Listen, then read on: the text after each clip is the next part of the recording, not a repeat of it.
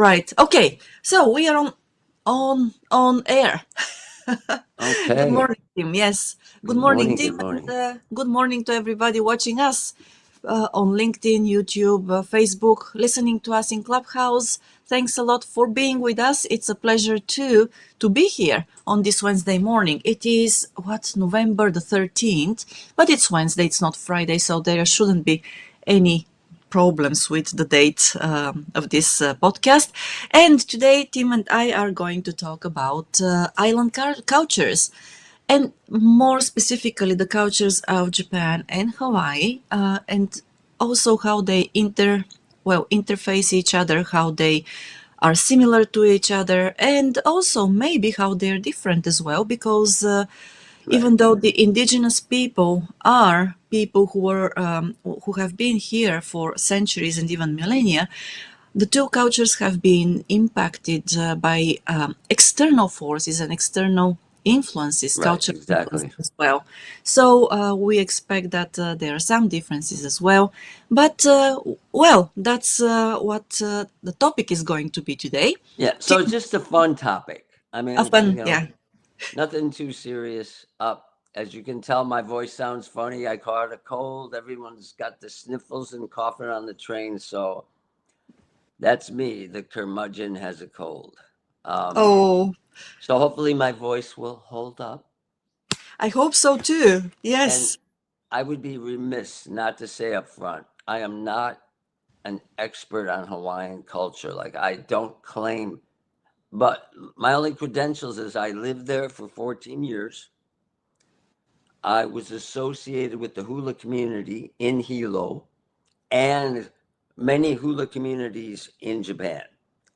And in fact, my wife, we'd bring over hula dancers or Hmm. hula not students slash some of them were teachers too to study traditional. It's called kahiko hula. It's the most traditional. It's not Okay. the modern hula that you see in Honolulu. It's praising Pele, the goddess, The right? The goddess. volcano Mm. goddess. So it's old school, right? Yeah. And I started. My first observation was the local kumu, the Hmm. senseis, they call them kumu in Hawaii, loved their Japanese students so much because they were serious.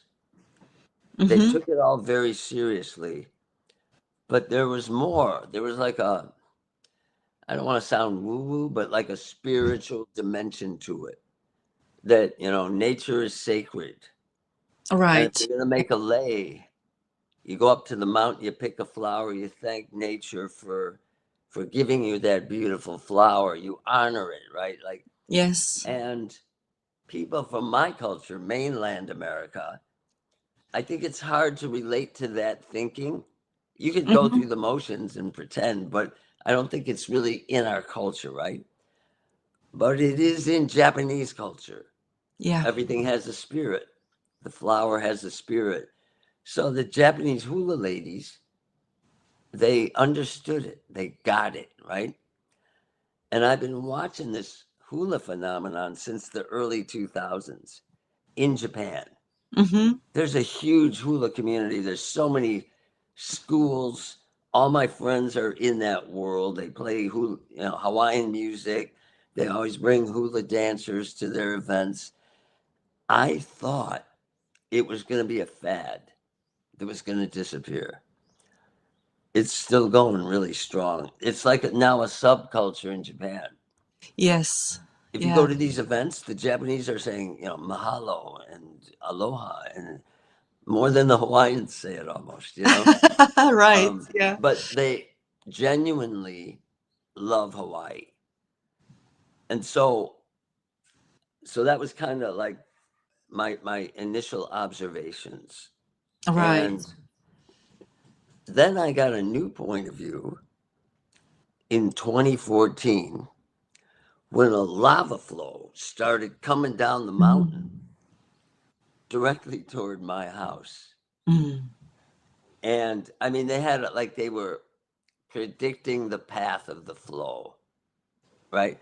Yeah. It's not a science that, but they were projecting that it was going to basically go through my living room, but it was far away.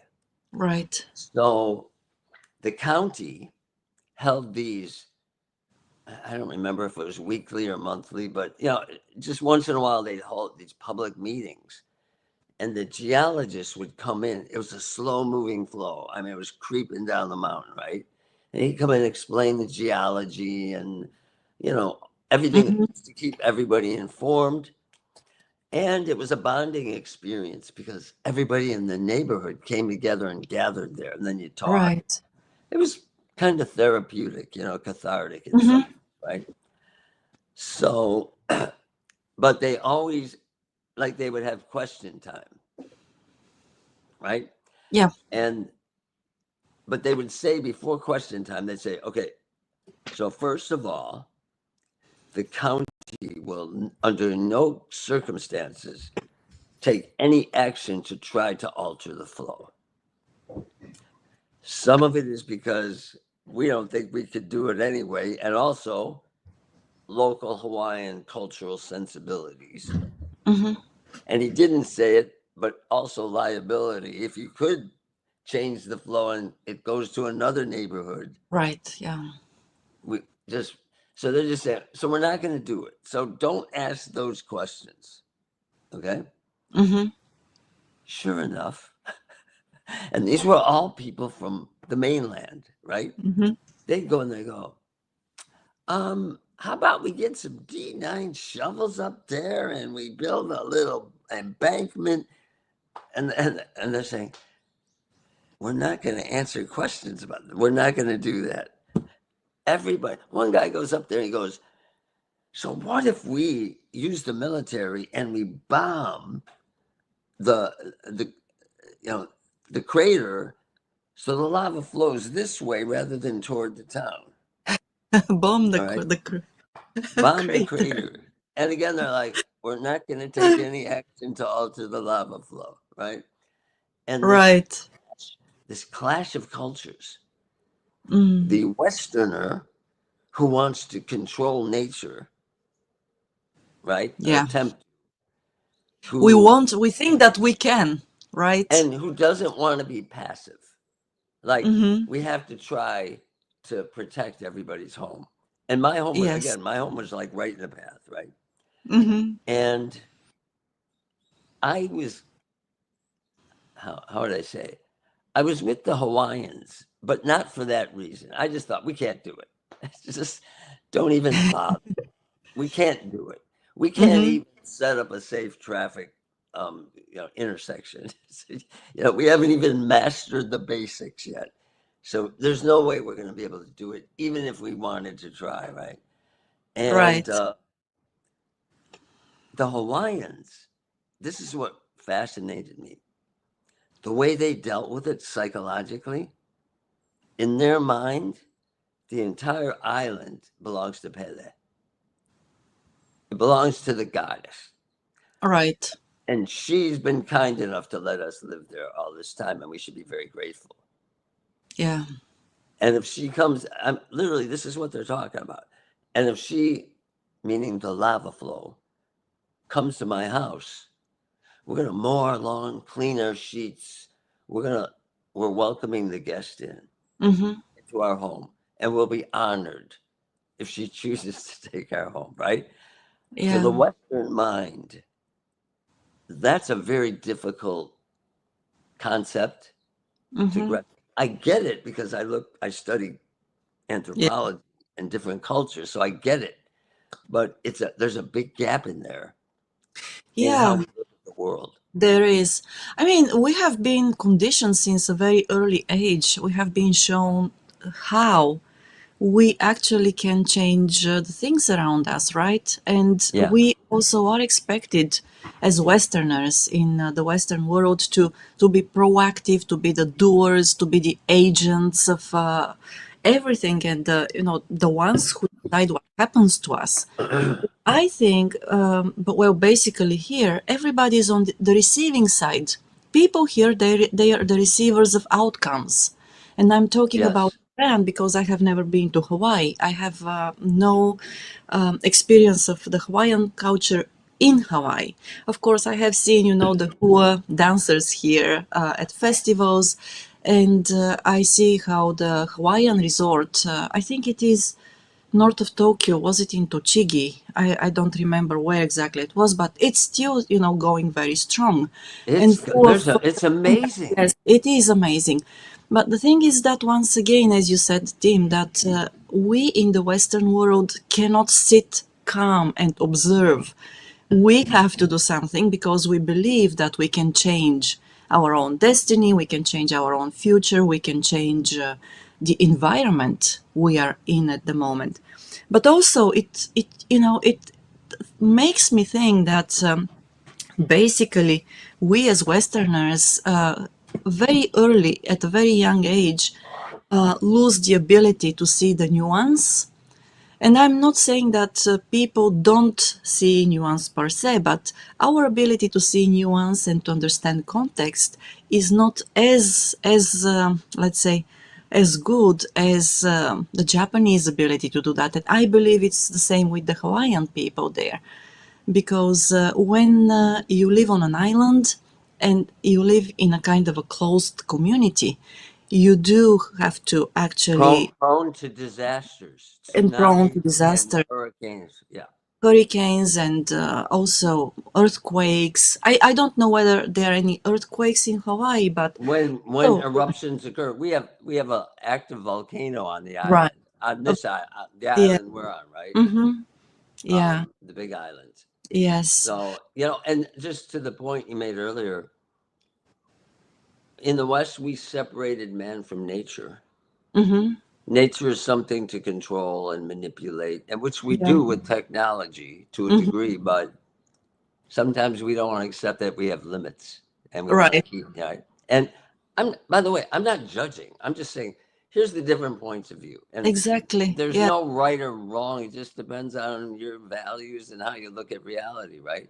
But Yes. the Hawaiians, like the Japanese, man wasn't separate from nature. In fact, somewhere I read years ago, they didn't even have a word for nature until I forget when. Like they had to invent the word because it was just part of everybody, like a fish. Mm-hmm. Water is to a fish, right? I wish I could Right. remember the source of that. So somebody check it out. If I'm wrong, let me know. But Yeah. um, yeah, and like just to quickly, so I started thinking about like why do Japanese and Hawaiians get along so well? And I started thinking island volcanic cultures right there, boom, right? Um, oh yeah, you got to do that, yeah. Um, you know what? Why don't we take a quick break because we didn't do the sponsor thing. So we No. got to do that. And And that's my bad. So go for it.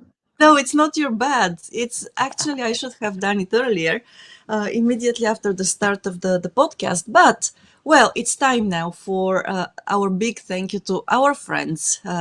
Well, the first friend, Kanchu, and James Howell. You already know. James. Yes, you have met James if you are on LinkedIn. He's very active there. And Yes. he represents Kanchu at kanachu.com. So that if you have any projects about real estate, maybe buying and renting homes in Yokohama, buying a home in Tokyo, and also if you're thinking about property management and investment property, do not hesitate and reach out to James, and you can talk with him in either language, Japanese or English. So it's not as difficult anymore to actually realize what you have in mind when it comes to real estate. So it is James at kanachu.com or James Howell on LinkedIn. That's, well, Tim, thank you very much for letting me do this. And No, yeah, no, I'm glad. And apologies. So, but that was a right. good break.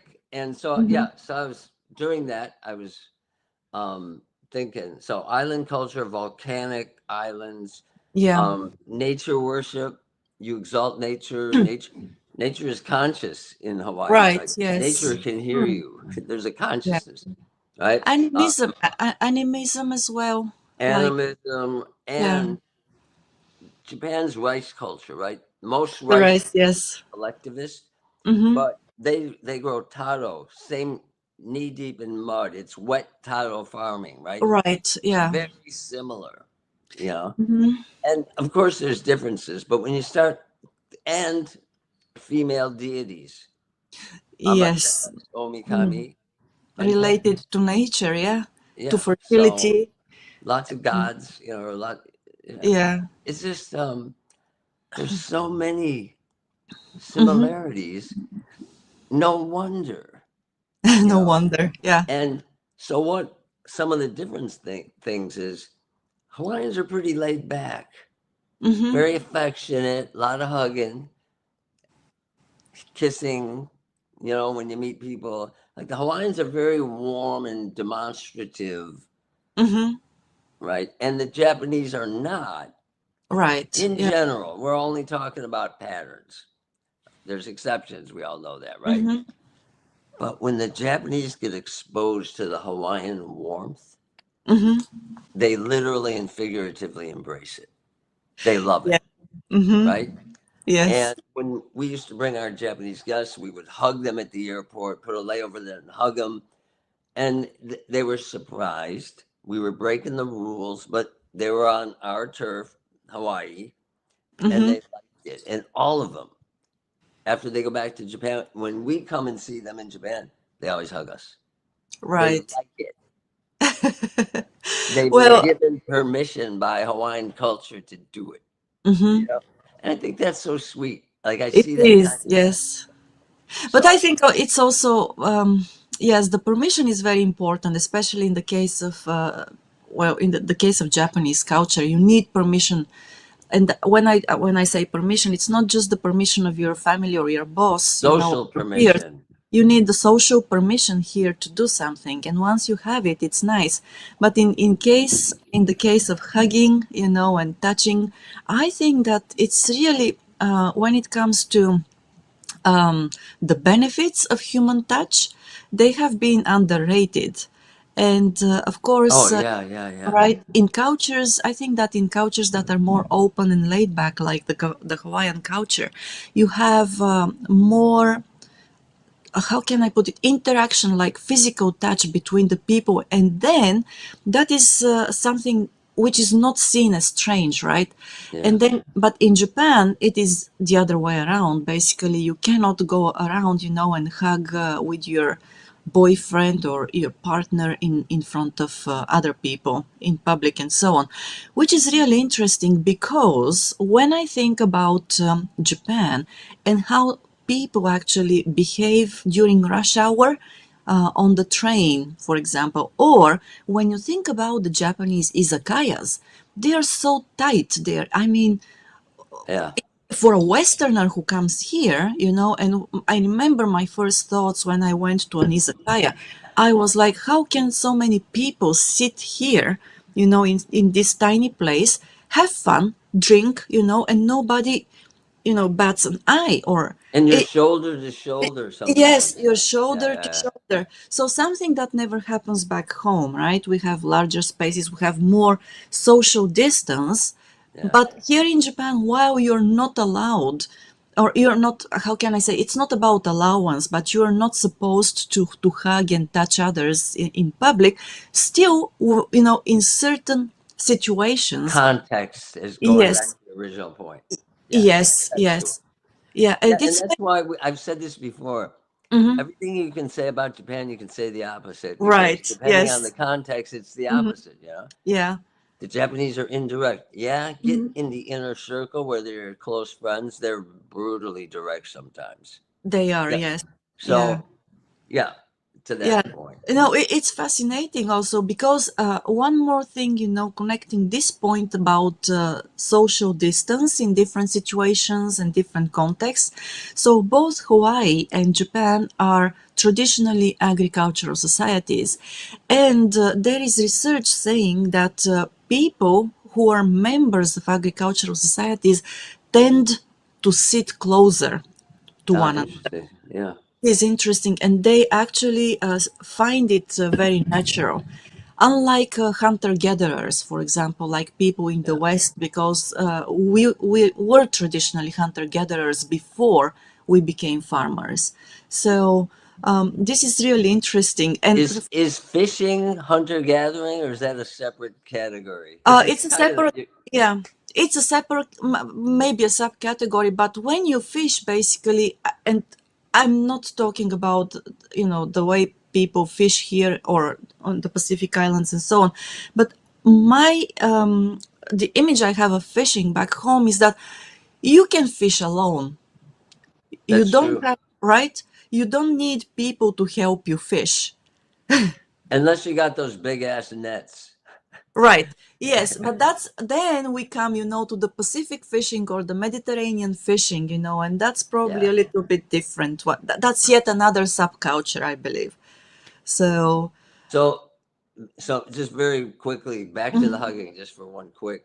yeah. So my wife married me. We went back to America for over 30 years, and she became a hugger.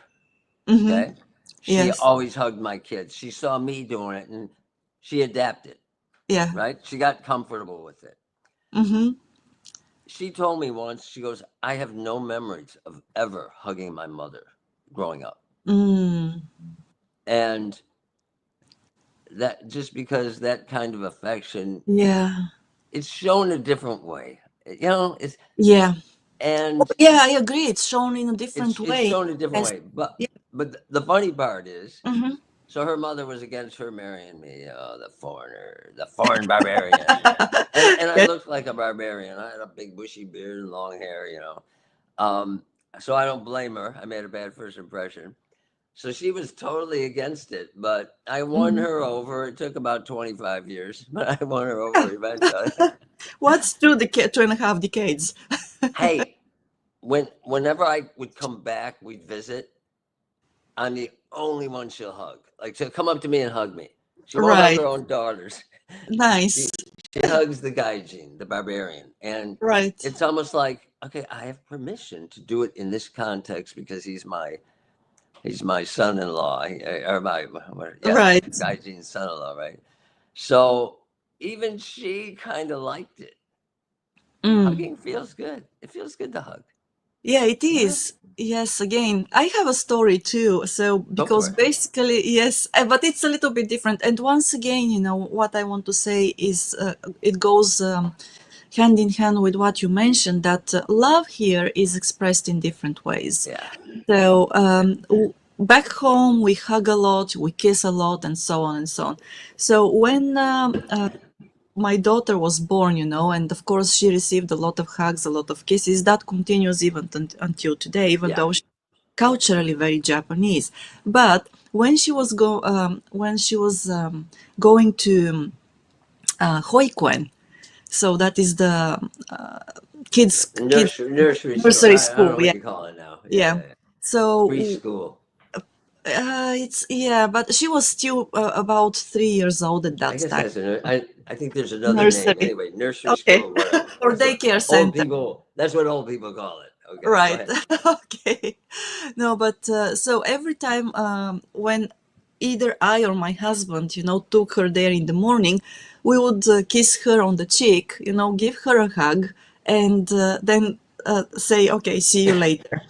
And then one day, so this is a story I heard from my husband, was that he took our daughter to the Huikuen, and when they entered the room where other kids, they were still already there.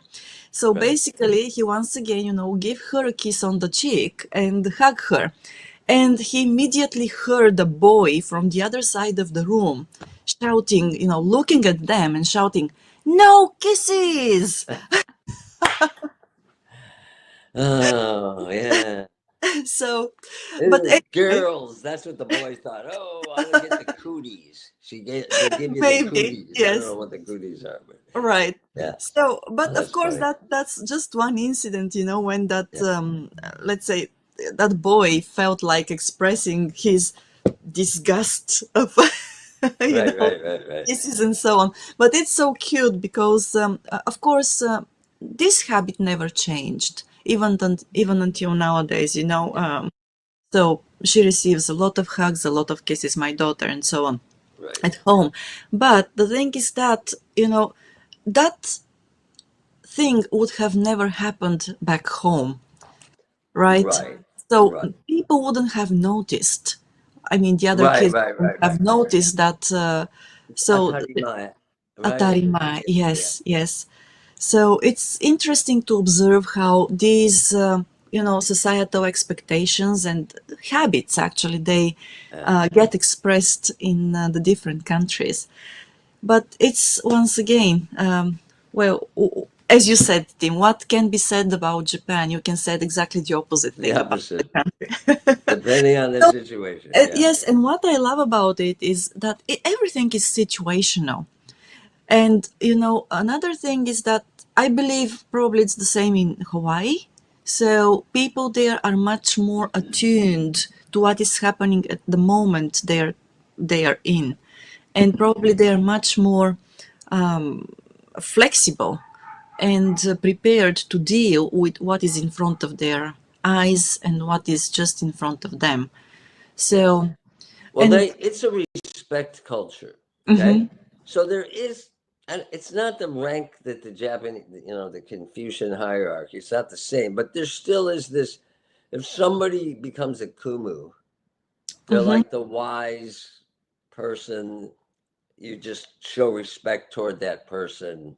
yeah, So there's that respect aspect that it's not that they're never disrespectful. They are, like everybody is, but it's the mm, ideal it's the respect. ideal. And Yeah. that's the accepted.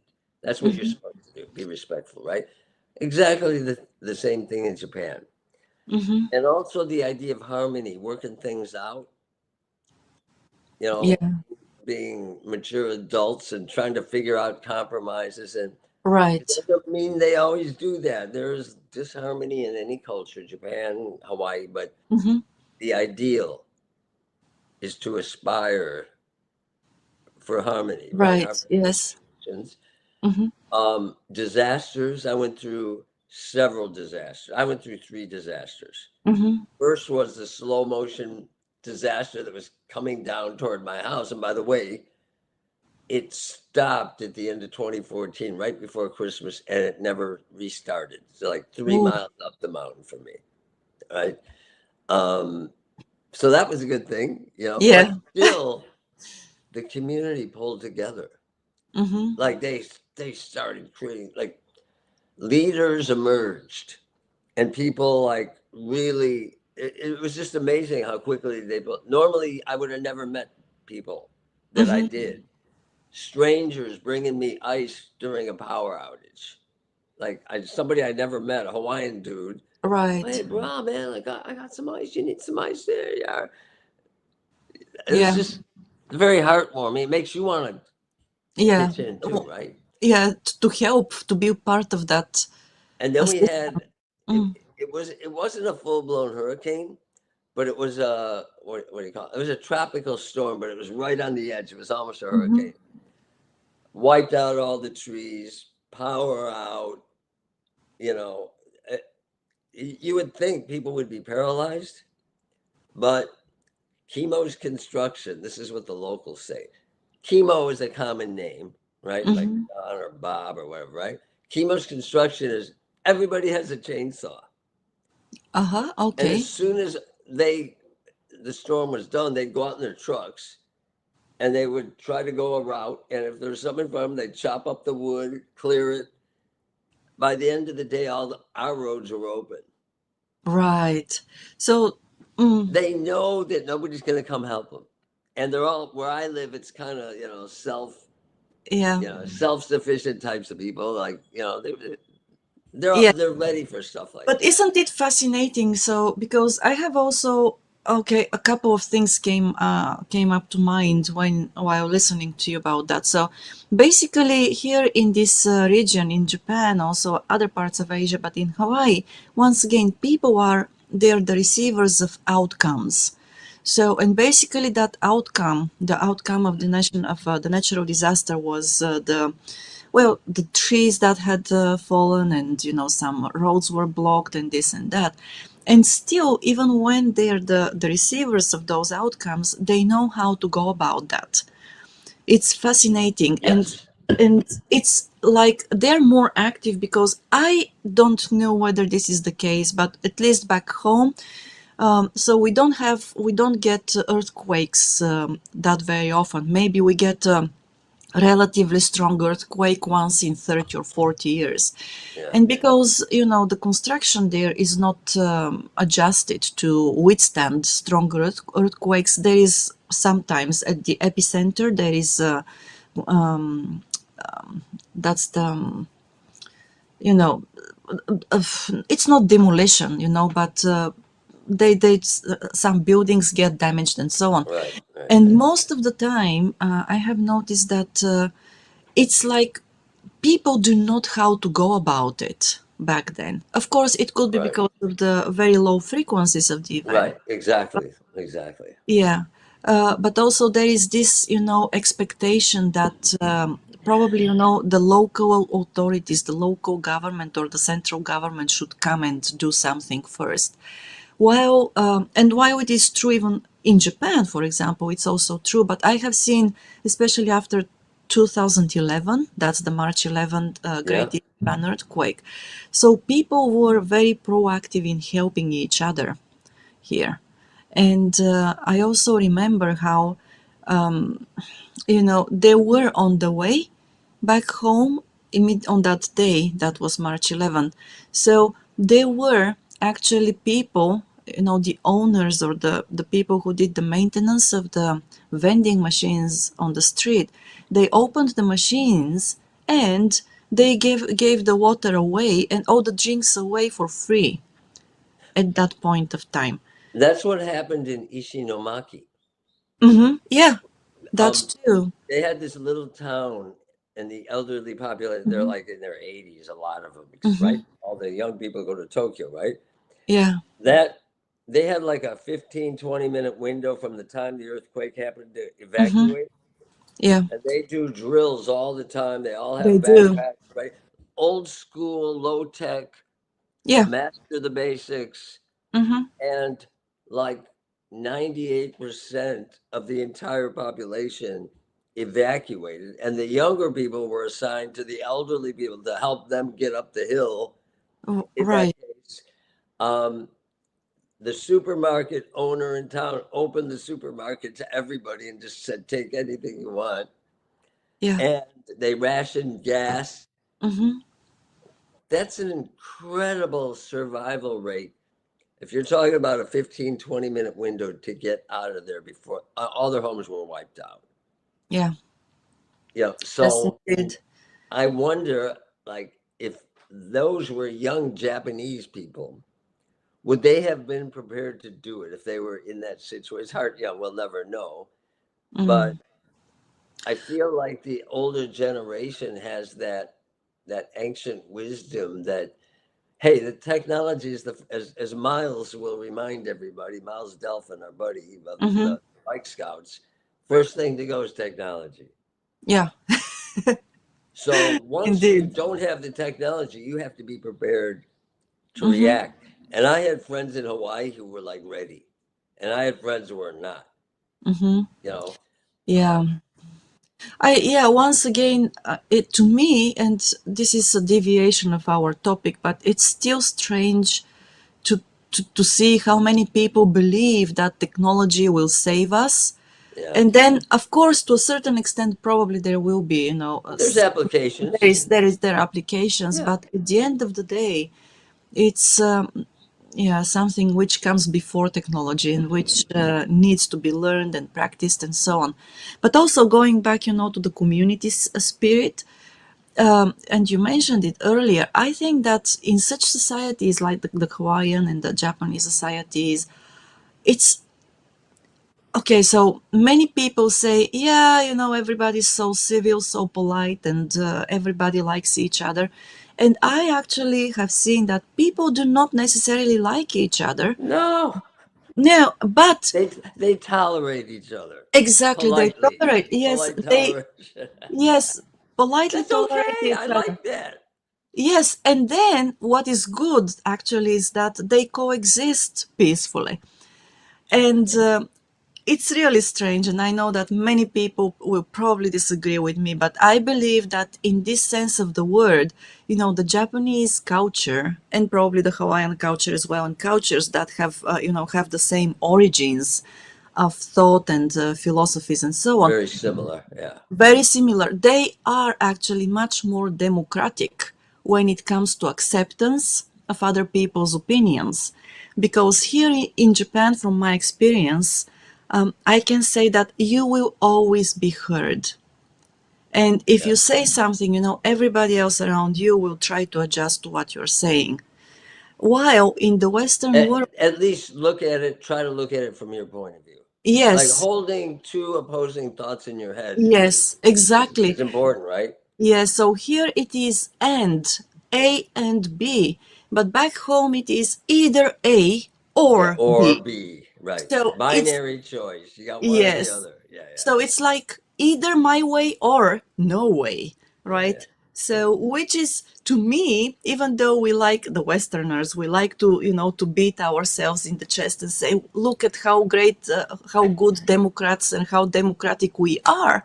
It's actually not that democratic. Yeah, And yeah, I'm sorry for going into this direction, but I mean, with all these, like social media thing in recent years, yeah, how people cancel each other, how they don't have any tolerance for others yeah. who disagree with them. It's just, yeah, it's, Yeah, I mean, yeah, I know. We gotta, I think it's important to, just to listen to people. And if you disagree with them, okay, that's cool. You don't that's, have to be a yeah, jerk about it, hmm disagree. Like you can just say, oh, okay, I disagree. But thank yeah, you for sharing your opinions. exactly. Yeah, Um, yeah, I yeah, know, but the algorithms got us in our bubbles, and it's really hard now. I'm pre-internet, old school, so I saw a world without it, so I can see those hmm bubbles, those algorithm bubbles. Like I see it. That's yeah, that's what I get exposed to too. My bubble, and you know what? I think it's really good. I'm waiting for people to start unplugging more. I've been unplugging more lately. Just just for mental health, it's good to get away. And you know what? It's really nice being in the analog world too. Like I went to Kyoto. I didn't bring my computer. yeah, I had a great time. 2 days, over hmm 2 days, right? Unplugged. yes. Um, so maybe that's the solution. I Old guess it school, is. old Of school. Go course, back. solution. Yeah, yes. Maybe I'll Okay, get an analog phone. right.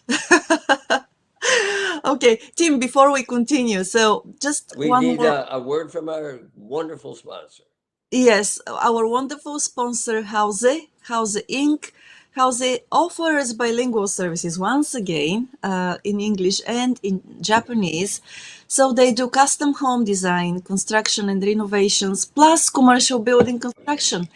And if you want to work, if you have in mind any such a project, please connect with Hana Urushizawa Howell on LinkedIn. You will find her contact details also in the description of the video on YouTube. And do not hesitate to talk with her, to talk with Houze Inc, her colleagues there. They will be very happy to hear you out and to help you make the best of your idea.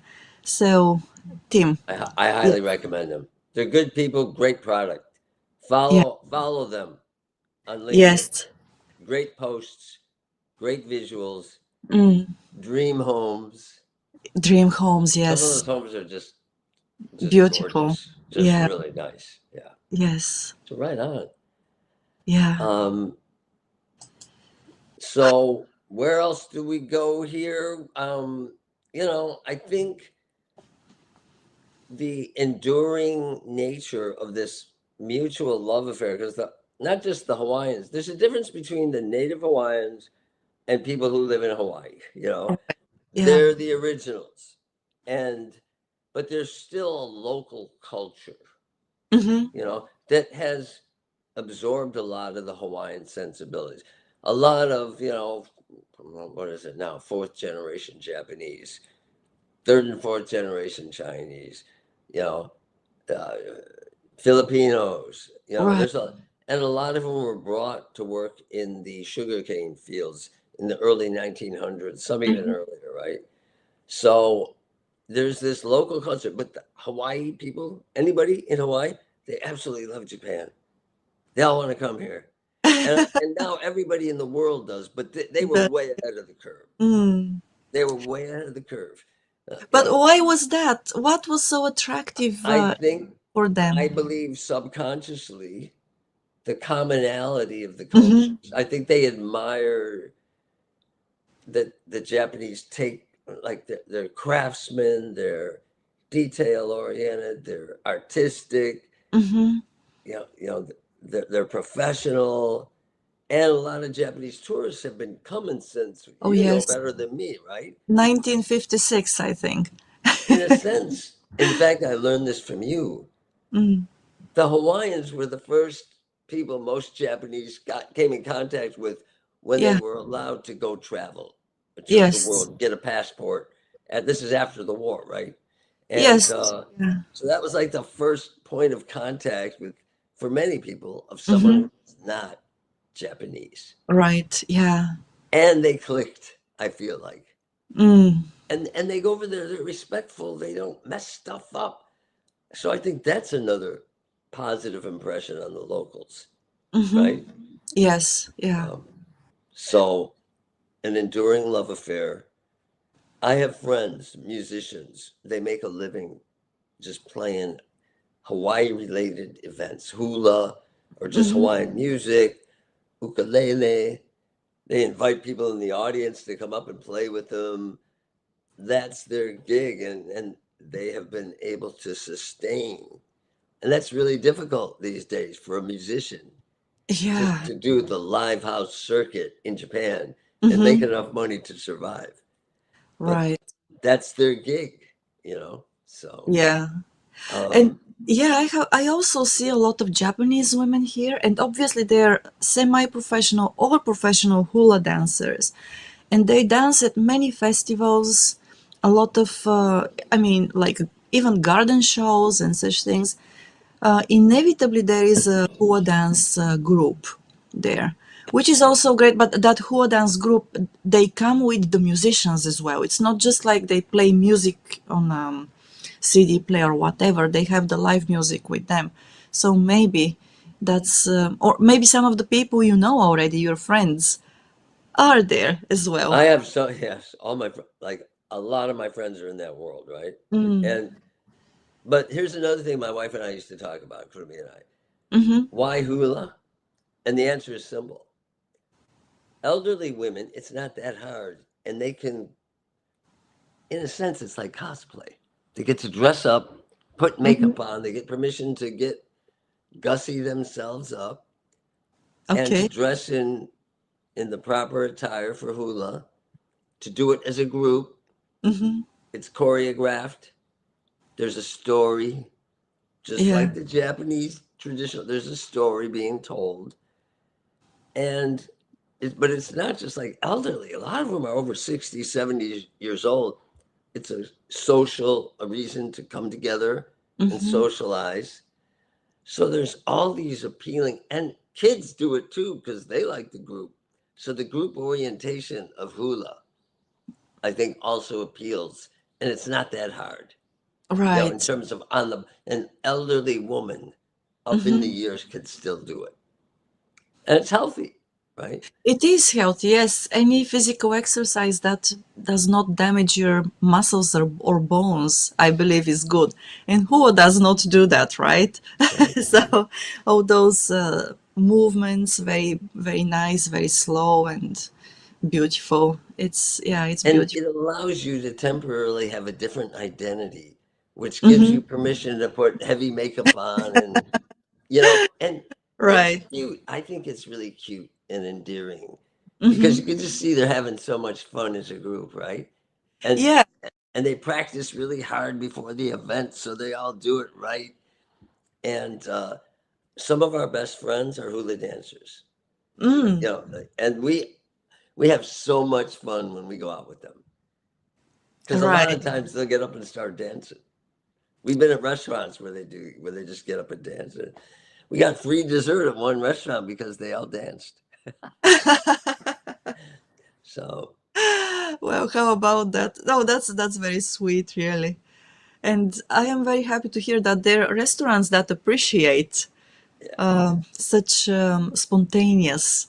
A lot of In- them are bars, like my friend's bars, like Noda-san, They yeah. danced there several times. Okay. So, Wonderful. I know we were going to end a little early today before Yes. my voice goes out. Hmm. Yeah. It's a light cold, not that bad. I have all the antihistamines surging through my veins now, so I'm Hmm. half out of it. That's my excuse. Yeah. So please be careful I'm, because I'm okay. yeah, at home we had actually an infection of mycoplasma, so which is a kind of throat infection without much pain. But so please be careful. And if it So was continues, it antibiotic? yes, because Okay. it's a bacterial infection. So Okay. Well, so yeah, far I'm feeling okay. I think I'll be good in a couple of days, but mm, I'll keep that in mind, and you know, yeah, my better half will make sure I do the right thing. yes. Go to the doctor. Okay, that's Men, great. we don't like to go to the doctor, but the wives make us. Well, Uh, Kurumi-san knows best. she Yes. knows best. I'm not going Yeah. to argue with her. Yeah. Okay, All right. Tim. Well, a commercial time then. Sign us Yeah. off, Maya, and thank you everybody for listening to us ramble today as our normally unplanned rambling Yeah. morning coffee chat around the table. Yes, we hope that this was a pleasant conversation for you too. Of course, if you have any thoughts about this when you watch later, let us know in the comments. We'll be happy to respond. And well, Tim, thanks a lot. I know that No, it was kind of tough for you with your throat, but I appreciate this. no problem. And well, to everybody who watched us, have a great day. Have a Thank good you very one. much. See Yes. you guys. See you. Bye. Thank you.